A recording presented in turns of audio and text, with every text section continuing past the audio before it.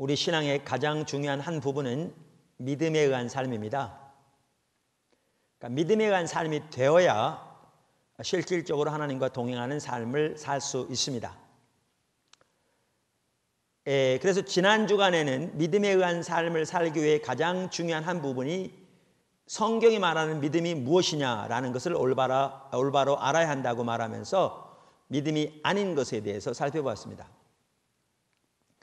그러니까 믿음이 아닌 것을 올바른 믿음으로 잘못 알고 있으면 그것은 실제로는 참다운 믿음이 아니기 때문에 어떠한 믿음의 열매도 맺지 못할 뿐만 아니라 자신이 얼마나 믿음이 없는 것도 알지 못한 채 믿음의 한 삶을 추구하지 않을 것이기 때문에 더욱 심각하죠. 그래서 믿음에 의한 삶을 살기 위해 중요한 요소인 성경이 말하는 믿음이 무엇인가라는 것을 올바로 아는 것인데, 오늘은 성경이 말하는 그 믿음의 성격에 대해서 살펴보기 원합니다.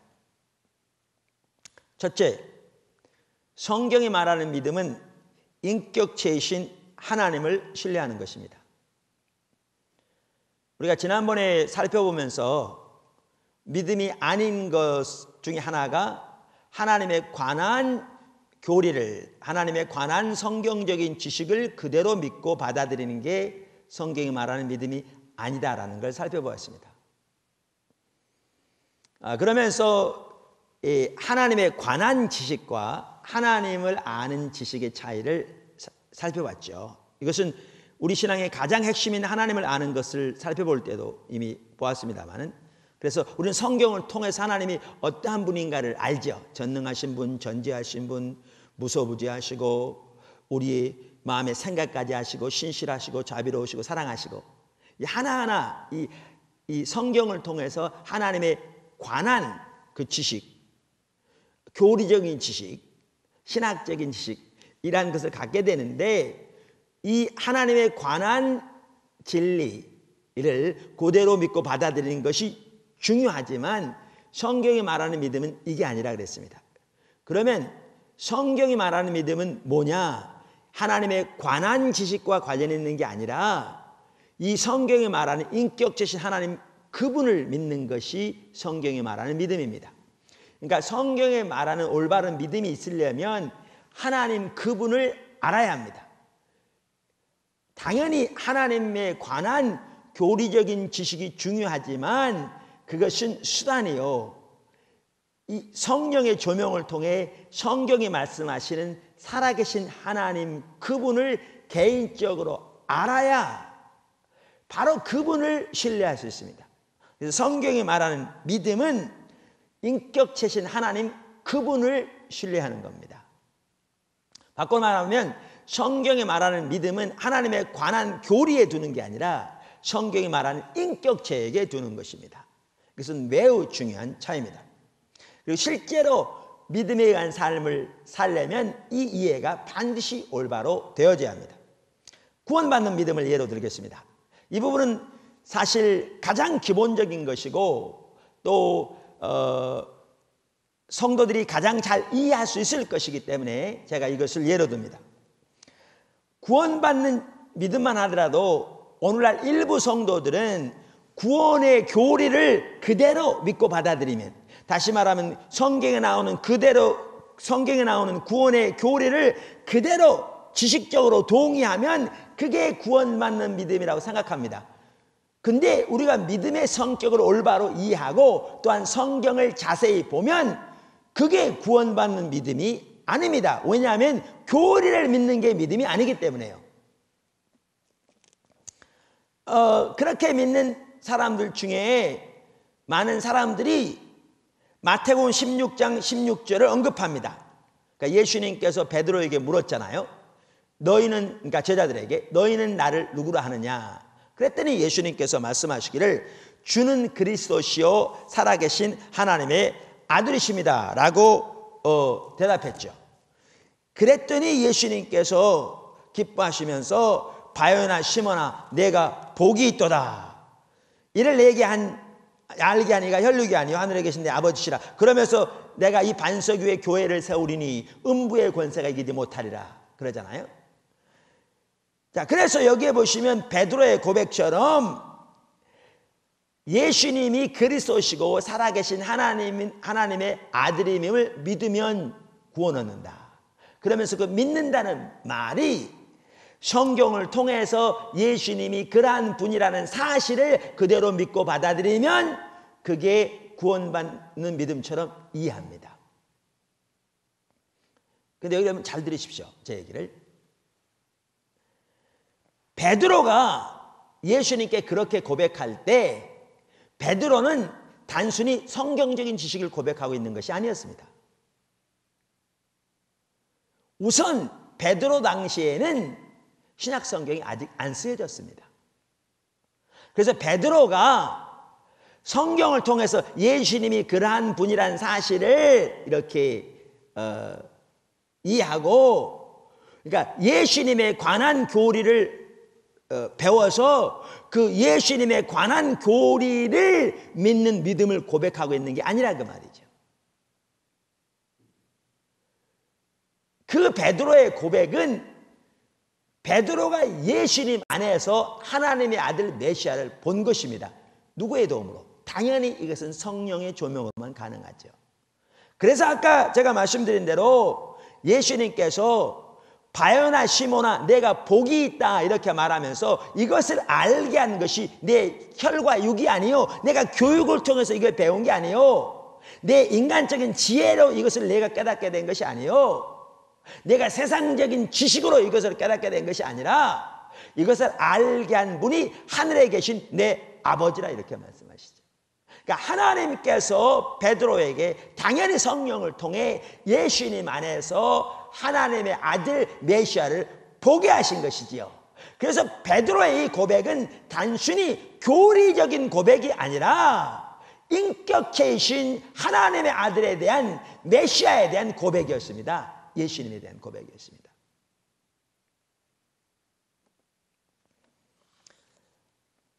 또한 성경을 보아도 우리의 구원받는 믿음이 어떻게 단순히 구원의 교리를 믿고 받아들이는 것이 아니라 인격체이신 예수 그리스도, 우리를 위해 십자가에 돌아가신 하나님의 아들 예수 그리스도, 그분을 성령의 조명으로 발견하고 그분을 믿는 것인가 라는 것을 명백하게 볼 수 있습니다. 그 대표적인 구절이 어디냐? 고린도후서 4장이지요. 고린도후서 4장에 보면 사도 바울이 전혀 예수님을 알지 못하는 자들에게 예수님을 증거하는, 다시 말하면 전도하는 것에 대해서 말하고 있습니다. 그러면서 제가 그 3절부터 읽어보겠습니다. 만일 우리 복음이 가리웠으면 망하는 자들에게 가리운 것이라. 그 중에 이 세상 신이 믿지 아니하는 자들의 마음을 혼미케 하여 그리스도의 영광의 복음의 광채가 비치지 못하게 함이니 그리스도는 하나님의 형상이니라.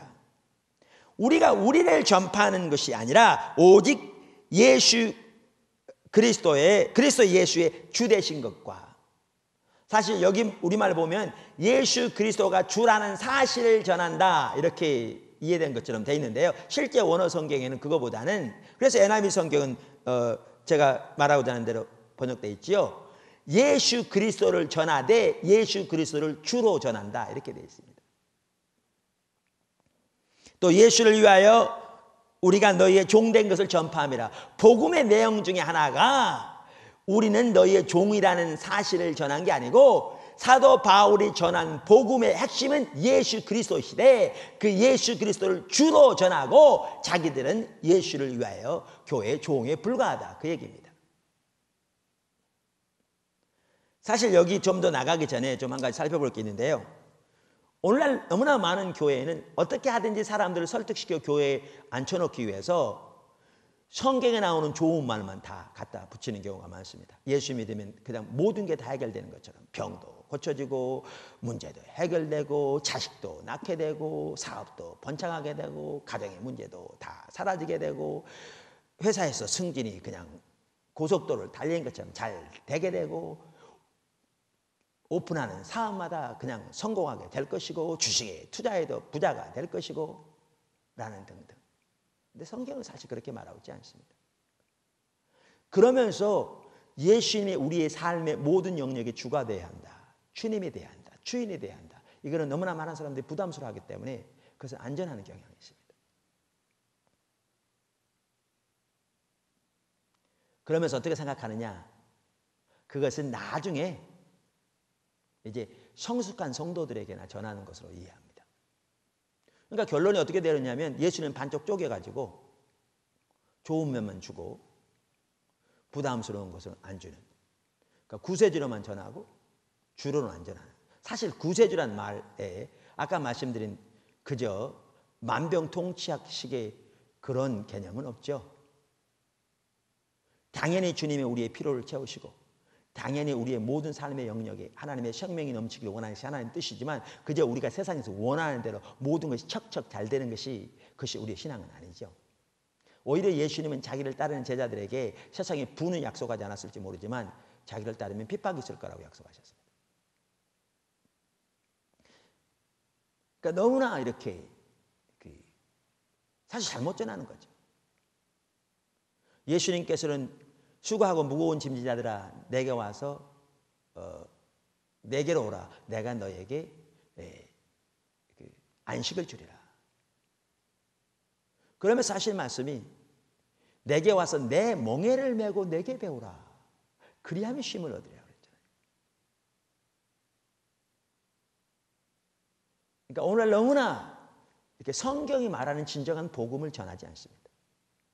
근데 사도 바울은 여기 보시면 불신자들에게 처음부터 복음을 전할 때부터 예수님을 단순히 구세주로뿐만 아니라 예수님을 주님으로 전했습니다. 사실 복음은 나눠질 수 없습니다. 예수님을 구세주로뿐만 아니라 주님으로 전했습니다. 그 다음에 여기 아주 중요한 게 있습니다. 사도 바울은 어떻게 하든지 사람들을 감언이설로 좋은 말로 설득해서 그저 교회에 나오게 하려고 하는 게 아니라 예수 그리스도를 전하되 당연히 우리를 위해 십자가에 돌아가신 하나님의 아들 예수 그리스도 구세주를 전했을 뿐만 아니라 우리의 왕 되시며 우리의 주인 되신 주님으로 그분을 전하고 이제 다음 절 보십시오. 전파함이라 어두운 데서 빛이 빛이라 하시던 그 하나님께서 예수 그리스도의 얼굴에 있는 하나님의 영광을 아는 빛을 우리 마음에 비추셨습니다. 그러면서 이렇게 그리스도를 전하면 하나님께서 그 하나님이 어떤 하나님인가? 태초에 어둠이 있을 때 빛이 있으라 말씀하셔서 빛이 있게 하신 그 하나님께서 당연히 뭘 통해? 성령을 통해 그 영적으로 어두운 가운데 있는 자에게 빛을 비추셔서 예수님의 얼굴에 있는 하나님의 영광을 아는 빛을 그들에게 비추게 하셨다. 이게 구원입니다. 다시 말하면 아까 베드로의 고백과 똑같은 겁니다. 그러니까 결국 우리가 예수를 구세주로뿐만 아니라 주님으로 전하죠. 예수님을 전하죠. 십자가에 못 박힌 예수님을 전하죠. 베드로가 말한 것처럼 그분은 우리의 구세주일 뿐만 아니라 우리의 주님이죠.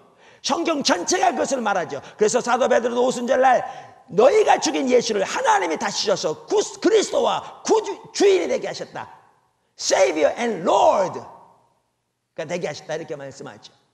이렇게 전하면 그저 인간적인 지혜로 세상적인 설득력을 가지고 사람들로 하여금 그 사실을 그저 믿고 받아들이게 하는 것이 아니라 하나님의 성령께서 그들의 영적인 어두운 가운데 있는 그들의 마음눈을 밝히셔서 예수님의 얼굴에 있는 하나님의 영광을 아는 광채가 비치게 하셨다고 말이죠. 다시 말하면 성령의 조명을 통해 하나님의 아들이신 예수님을 발견하게 하시고 그 예수님을 통해 당연히 하나님을 알게 하시게 하셨다고 말이죠.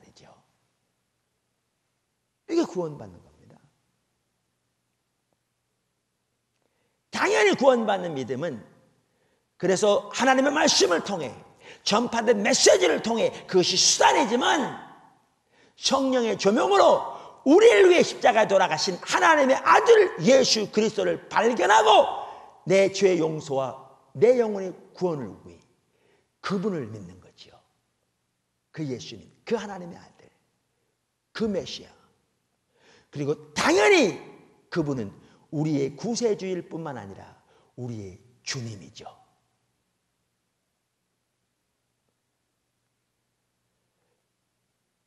도마가 예수님이 부활한 후에 그에게 나타나서 손을 내미실 때 의심 많았던 도마, 나의 주, 나의 하나님이여라고 고백했던 것처럼 우리가 우리를 위해 십자가에 돌아가신 하나님의 아들을 발견하게 되면 당연히 그분을 우리의 구세주로 뿐만 아니라 우리의 주님으로 영접하게 될 것입니다. 이것이 구원받는 믿음입니다.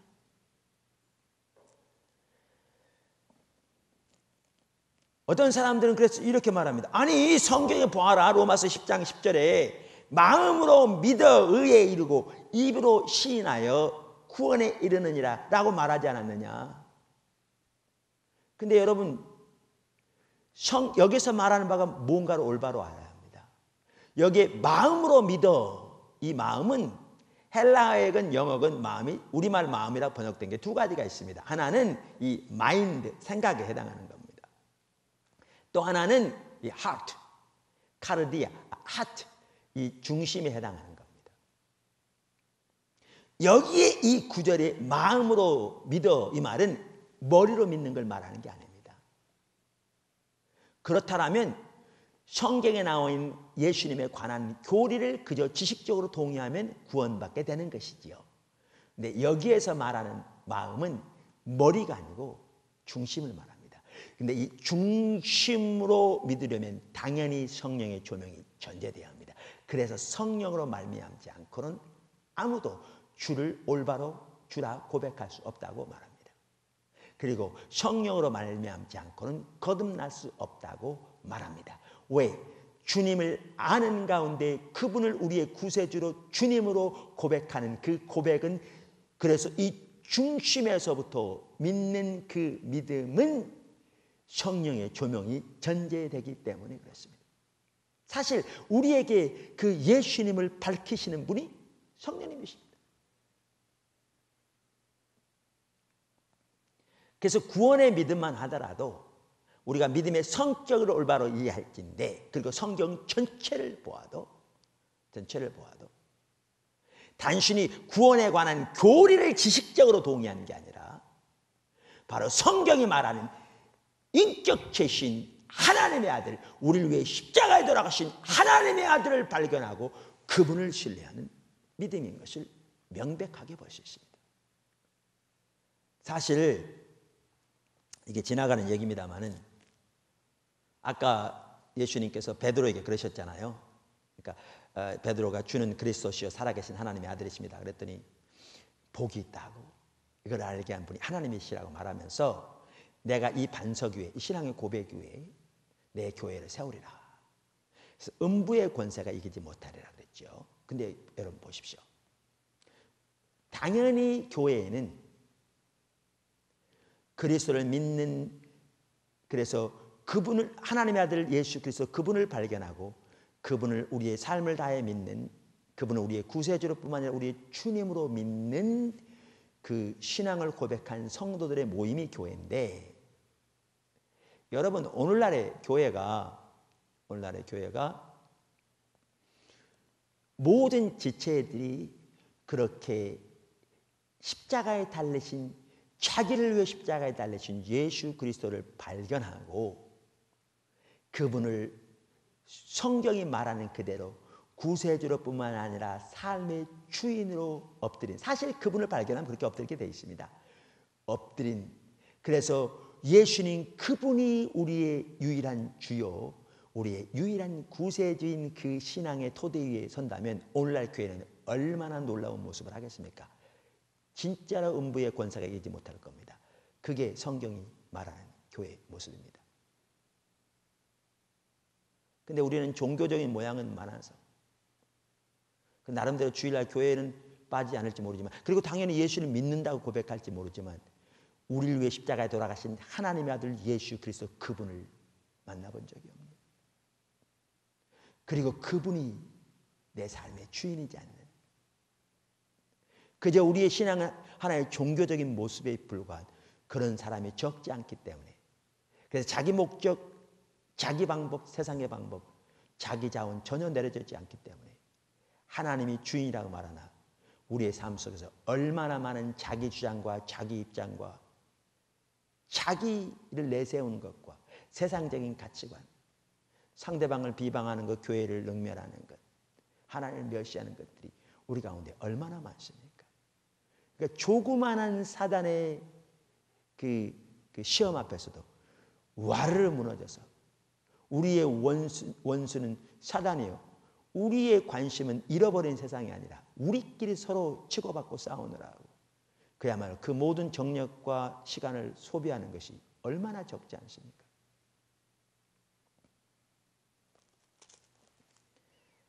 믿음은 인격체신 하나님을 신뢰하는 것입니다.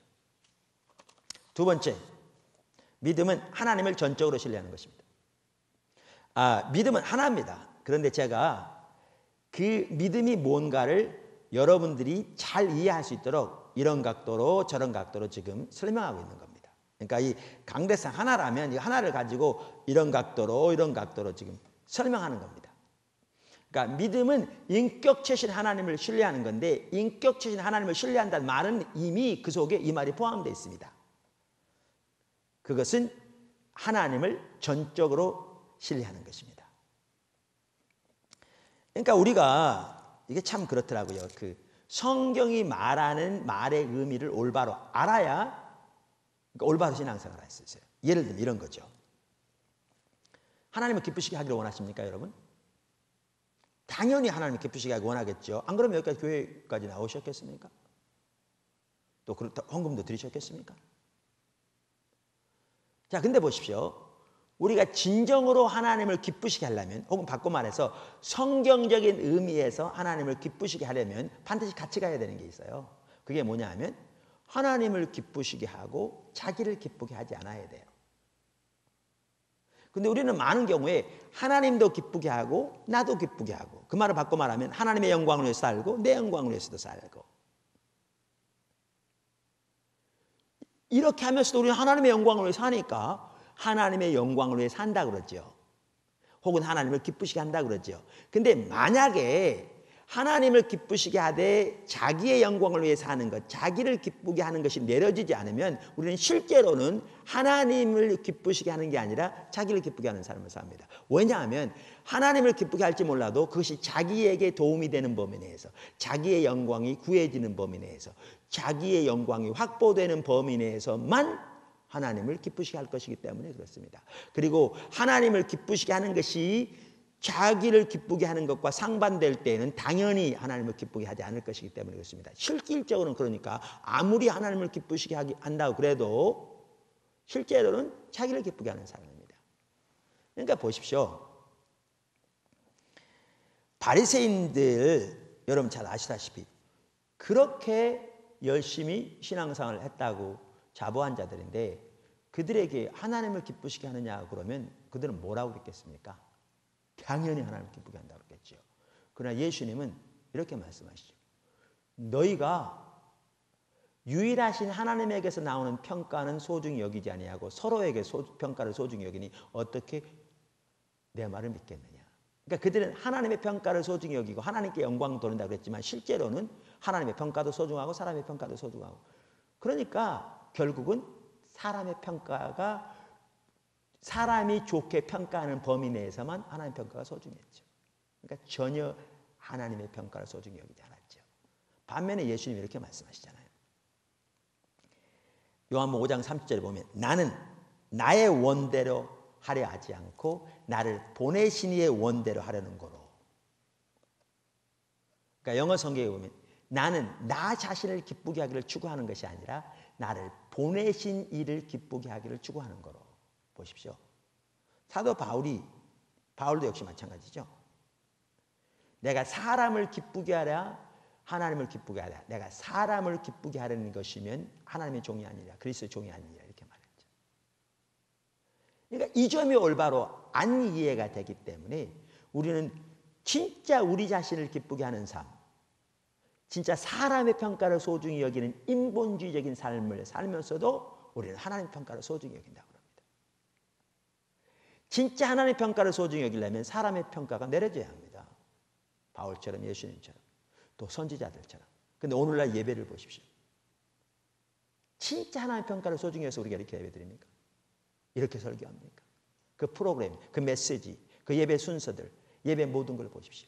너무너무 오늘날은 하나님에 대한 경외함, 두려움은 진짜 털끝만큼 찾아볼 수밖에 없는 경우가 많습니다. 다 우리는 하나님을 경외한다고 말하면서 사람을 붙잡기 위한 사람 두려움만 가득할 따름입니다. 그만큼 심각하면서도 깨닫지도 못하죠. 그 말의 이해를 올바로 하지 못하기 때문입니다. 근데 왜 제가 이 말씀을 하느냐? 믿는 것도 마찬가지입니다. 믿는 것도 하나님만 믿는 것이 믿음이지 하나님도 믿고 사람도 믿으면 그건 전혀 하나님 믿는 게 아닙니다. 하나님도 믿고 환경적인 수단도 믿으면 전혀 하나님을 믿는 것이 아닙니다. 그래서 지난주에 올바른 믿음이 아니면서 뭐죠? 그 아닌 것 살펴보면서 하나가 환경에 대한 믿음을 살펴봤잖아요. 그러니까 이스라엘 백성들이 불신의 대명사로 성경이 묘사되어 있는데 그들도 믿었다고요. 하나님의 말씀 믿었다고 기록되어 있다고요. 그런데 그 믿음이 참다운 믿음이었으면 그렇게 그들이 불신 때문에 하나님을 대적하고 하나님에서 끊어졌다고 말했겠느냐고요. 그럼 그 믿음은 실제로 뭐였는가? 본인들은 당연히 하나님을 믿었다고 생각했겠죠. 본인들은 당연히 하나님의 말씀을 믿는다고 생각했겠죠. 성경이 말하는 것처럼. 그런데 실제로 그들은 환경이 잘 될 때만 하나님을 믿었기 때문에 하나님을 믿는 게 아니라 환경을 믿었다는 거죠. 그 배후에는. 그러니까 안 믿는 사람들은 어차피 환경만 믿습니다. 그러니까 금방 환경이 믿는지 알아요. 안 믿는 사람도 어차피 자기를 위해서만 삽니다. 그러니까 자기를 위해서 사는지 금방 알아요. 안 믿는 사람들은 어차피 사람의 평가가 소중합니다. 그러니까 당연히 사람의 평가를 소중히 여긴 줄 알아요. 근데 우리 믿는 사람들은 당연히 하나님의 영광을 산다고 생각합니다. 근데 하나님의 영광도에 살고 자기 영광도 살고 하나님의 평가도 소중하고 자기 평가도 소중하고 하나님을 믿기도 하고 세상의 자원을 믿기도 하고 이렇게 믿는데 많은 사람들이 그렇기 때문에 하나님을 믿으니까 믿는다고 그러지만 하나님의 관점에서는 그건 전적으로 자기를 믿고 사람을 두려워하고 자기 영광을 위해 사는 것과 조금도 다를 바가 없습니다. 그래서 믿는 사람들에게 있는 가장 전형적인 우상 숭배는 혼합주의 신앙입니다. 하나님도 믿고